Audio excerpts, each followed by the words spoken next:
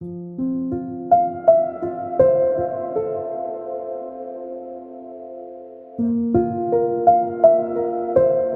Friends, मेरा नाम doctor Sukhvinder Singh Saggu है और मैं यहाँ सीके बिरला हॉस्पिटल पंजाबी बाग में GI minimal access and bariatric surgery में डायरेक्टर हूँ। दूसरा इंपॉर्टेंट आ जाता है इसमें मैनेजमेंट में कि कुछ तरह की दवाइयाँ होती हैं जो कि एसिड के प्रोडक्शन को रोकती हैं। तो हमारे स्टमक में एक पंप होता है जो पंप रिस्पॉन्सिबल होता है एसिड के प्रोडक्शन के लिए। तो कुछ एक प्रोटॉन पंप इनहिबिटर जिसको हम बोलते हैं, पेंटोप्राजोल, ओमेप्राजोल, ये सारी मेडिसिन जो है वो एसिड के प्रोडक्शन को कम करती हैं। हम ये मेडिसिन प्रिस्क्राइब करते हैं या फिर H2 ब्लॉकर्स होते हैं, रेनिटिडीन वगैरह जो होते हैं जो कि रिसेप्टर्स को ब्लॉक करके एसिड के प्रोडक्शन को रोकते हैं।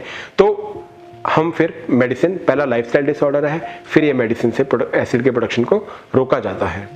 अगर आप लंबे टाइम तक ये दवाइयाँ ऑलरेडी ले रहे हैं, लाइफस्टाइल मॉडिफिकेशन भी आपने किया, डाइट भी आपकी अच्छी है, फिर भी अगर आपको रिफ्लक्स की प्रॉब्लम हो रही है या फिर आपका रिफ्लक्स जो है कंट्रोल में नहीं है, तो फिर उसके लिए सर्जिकल मेथड आ जाते हैं जिसमें बहुत इंपॉर्टेंट होता है लेप्रोस्कोपिक फंडोप्लिकेशन, जो कि एक तरह की लेप्रोस्कोपिक विधि के द्वारा सर्जरी होती है।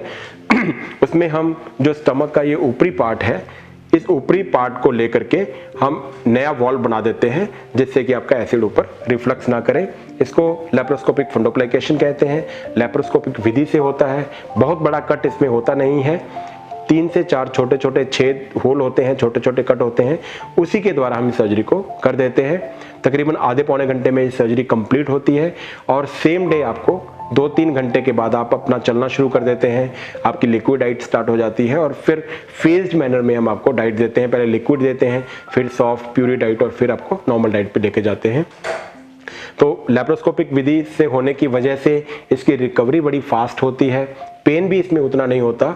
और आप ये समझिए कि 3 से 4 दिन का ब्रेक अगर आप एक्टिव लाइफ से लेते हैं तो मोर देन सफिशिएंट होता है सर्जरी के लिए, और 3 से 4 दिन के बाद अपना जॉब जो है आप ज्वाइन कर सकते हो। ये सर्जरी हम तब करते हैं जब आपका रिफ्लक्स कंट्रोल नहीं है या फिर साथ में हाइटस हर्नी है, उसको रिपेयर करने की ज़रूरत है, और या फिर आपको लंबे टाइम तक मेडिसिन लेने से कोई साइड इफ़ेक्ट्स आने शुरू हो गए हैं या लंबे टाइम तक मेडिसिन नहीं लेते हैं, या फिर यंग एज में ही हम इसको डायग्नोज कर लेते हैं तो लंबे टाइम तक दवाइयाँ देने की बजाय हम सर्जरी करना उसमें प्रेफर समझते हैं। तो ये लेप्रोस्कोपिक सर्जरी जो है वो सीके बिरला हॉस्पिटल में हम करते हैं। तो दोस्तों, आज हमने रिफ्लक्स डिजीज के बारे में बात करी है कि उसकी वजह से क्या क्या प्रॉब्लम हमें आ सकती हैं और हमें उसको कैसे मैनेज करना है।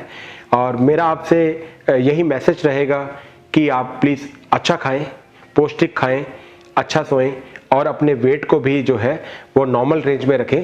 अगर वेट नॉर्मल रेंज में रहेगा तो ये सारी समस्याएं आपकी ख़त्म हो सकती हैं। Thank you so much.